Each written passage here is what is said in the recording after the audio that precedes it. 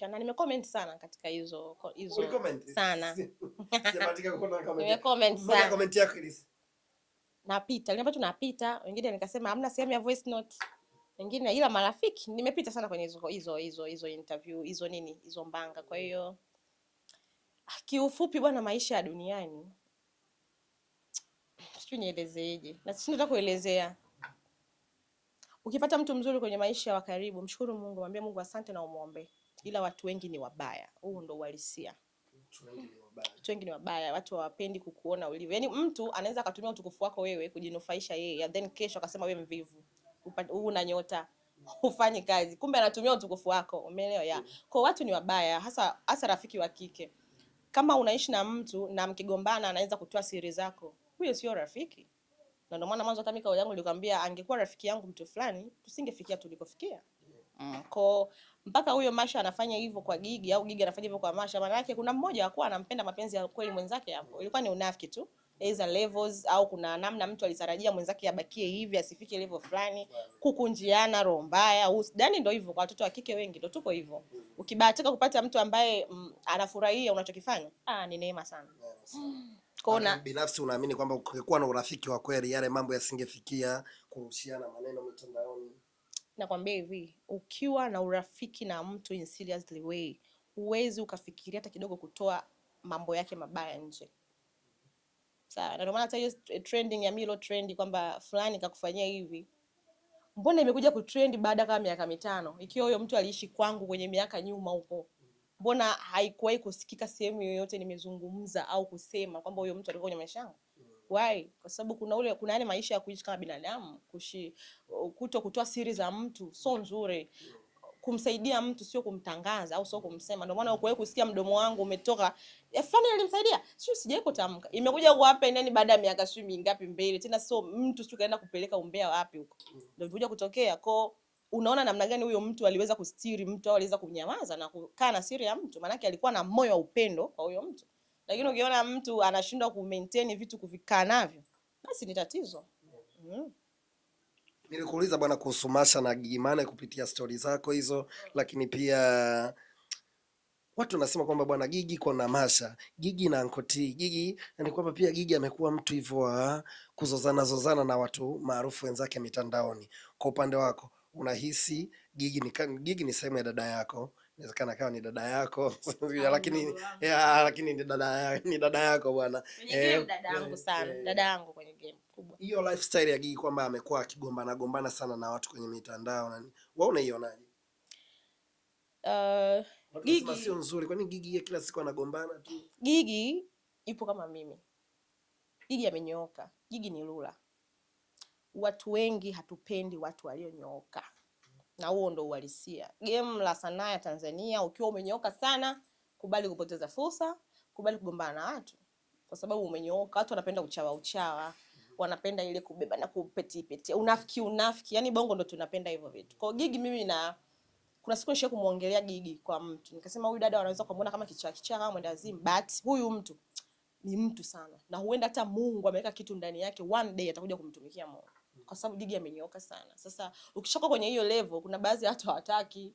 Kwa nini unyooke hivyo? Ndo mambo ya kwanza kugombana. Ni mkweli yuko real. Mimi ndo niko hivyo pia. Mimi ukizingua hata kama ni bosi wangu, nitakwambia hey bro, hapa umezingua. Sasa watu wanasema usifanye outshine your boss. Yaani usimwaibishe labda wewe, ndo nature ya watu kwamba bosi asemwi, bosi ya nini. Sasa Gigy yupo kama hivyo. Kwa akifika level bosi kazingua, akimsema bosi, anaonekana Gigy mkorofi. Sio mkorofi, ameongea ukweli. Gigy ni kama mimi, ni kama bahari haiwezi kukaa na uchafu. Sasa ukishakuwa muongeaji vile, watu wanaanza kiburi, mjuaji, mkorofi. Sio mkorofi, yuko real sana. Na ndo maisha yanatakiwa tuwe hivyo, tuwe real. Sawa, Tino umeniambia bwana Gigy ni mtu ambaye amenyooka. Yaani kuna namna kunyooka kwake watu ndo wanaona kama ni shida. Tuachane na Gigy sasa, tuje kwa dada yetu mwingine sasa, Masha Love, ambaye nimeona hizo comment ya 80% nadhani watu wanasema kwamba sasa yani moja kwa moja kidole ananyoshewa Masha kwamba kwenye haya yote yaliyoendelea kumbe sababu ni wewe. kulikuwa na sababu gani ya kutoka kwenda kwa Zuchu kumwambia 1 2 3, ikiwa Zuchu hajakuuliza?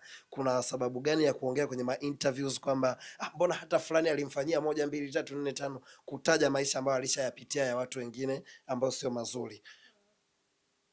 Kwenye situation hiyo, wewe pia unaweza kuamini kwamba Masha atakuwa amemkosea sana Gigi kwenye hayo yaliyokuwa yanaendelea? Yeah. Mambo ya zamani, alikuwa rafiki yako, si ndio? Why uanze kuyatangaza? Maana wewe ndio mwenye shida sasa. Wewe ndio mwenye changamoto. Kwani uanze kumwongelea mtu vibaya ikiwa hivi na hivi na hivi na hivi, ikiwa ishapita? Wewe kama ulifanya basi ulifanya, kama haukufanya haukufanya. Sasa why utoe siri za mtu za ndani wakati alikuamini kwa sababu wewe ulikuwa rafiki yake? Kwa hiyo amezingua kwenye hiyo engo. Amezingua sana.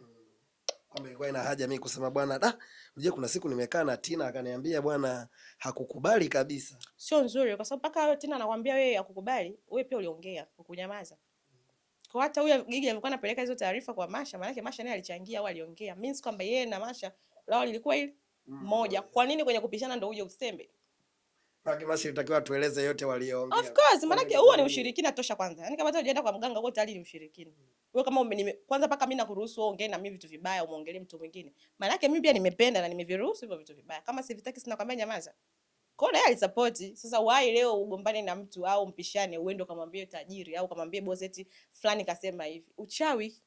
Huo ni uchawi. Ushirikina tosha. Ushirikina tosha. Haki ya Mungu sio vizuri. Kama mmeamua wote mmekuwa pamoja mmemsema mtu, nyamazeni yapite. Kutoka kwenda kumwambia mtu. Chukua tu kibuyu pa. Hatari. Umesema kwamba sometime inakuwa ni uchawa. Nikakumbuka bwana, kuna ndugu zetu ambao sasa hivi nao wanazungumzwa na wana trend sana.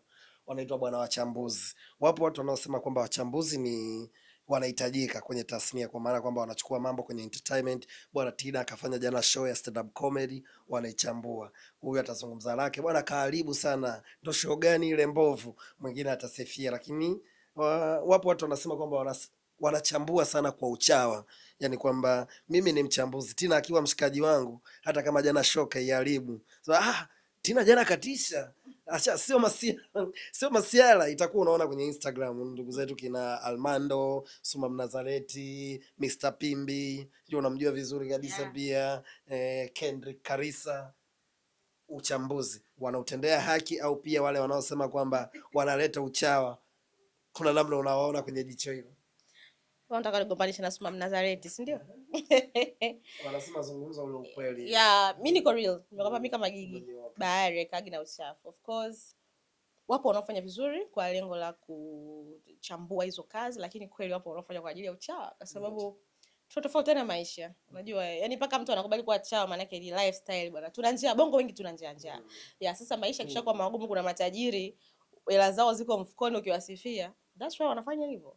Ya, kwa kuna wanaofanya hiyo kama kazi na kuna wanaofanya ili maisha yaende. Kwa vitu vitu tofauti hapo. Kwa kuna wachambuzi kweli, lakini kuna wachambuzi machawa. Kwa pia tuwatambue kwenye uwepo wao. Umesema kuna wanaofanya kweli lakini kuna wachambuzi machawa. Kuna Armando, ndugu yetu yuko Bongo 5, kuna Suma Mnazareti, kuna Mr Pimbi, kuna Kendrick Karisa.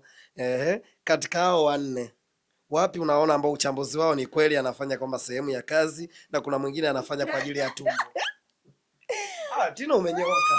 Armando namkubali. Armando namkubali. Kanyoka. Hata issue yangu low positive ya comedy naye alipost hivyo hivyo. Ile kusema kwamba comedy imeshuka. Though alijibiwa vibaya, walimwattack, lakini ni ukweli. Aliongea ukweli. Yes, yuko Armando, mimi ni shabiki yake. Kwenye hicho kitu napenda. Anafanya kazi nzuri sana. Suma Mnazareti. Ila Suma niache, staki. Suma ndugu chambuzi Suma.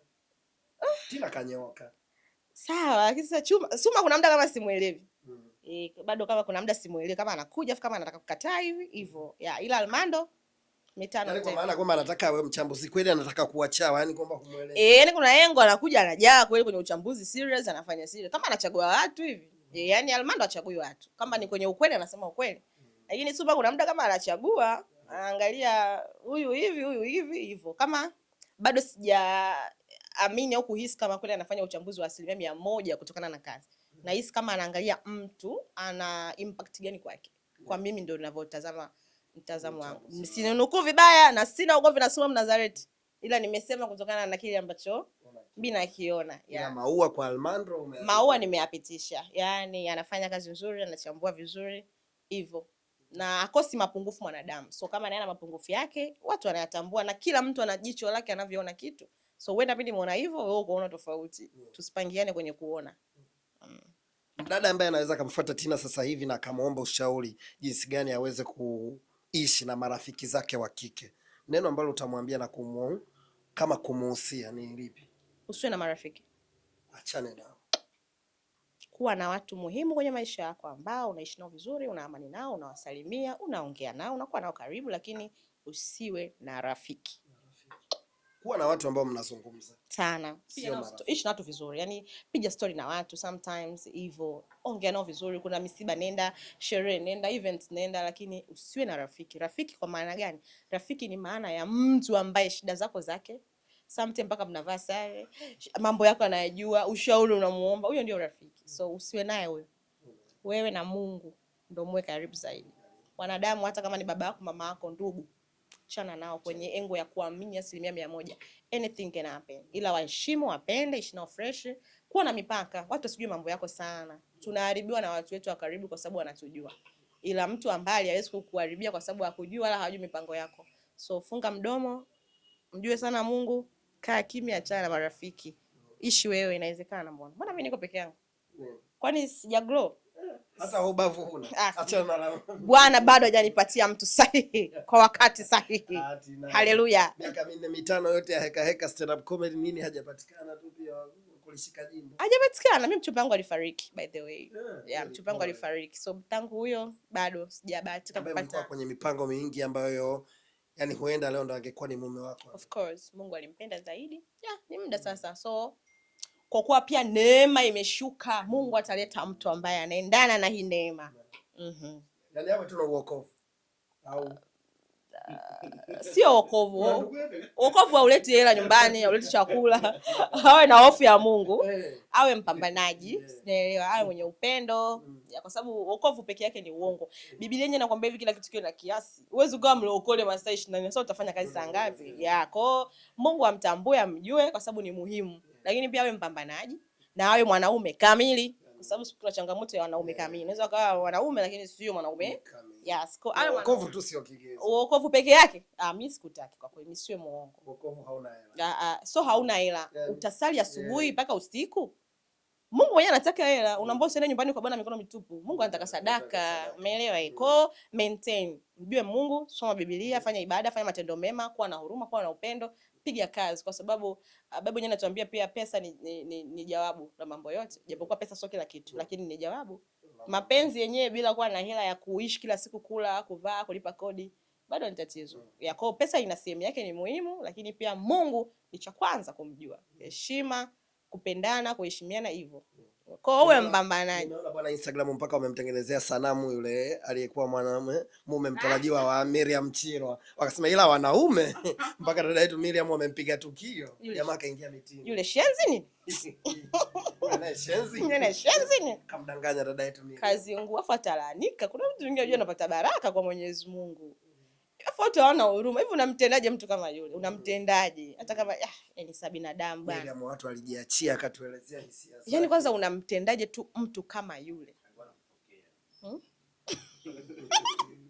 Alikuwa anampokea. Atafute mimba. Sio sema ana mimba. Mimba ina kiburi chake sometimes. Sometimes mtu yuko sawa.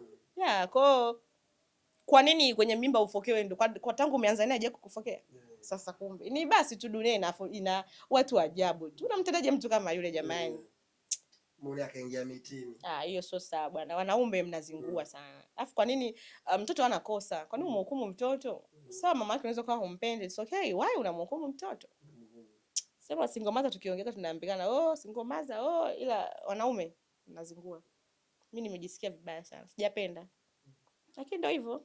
Uwezo kayaongea mengi kwa sababu hujui maisha ya watu. Karima Story Live.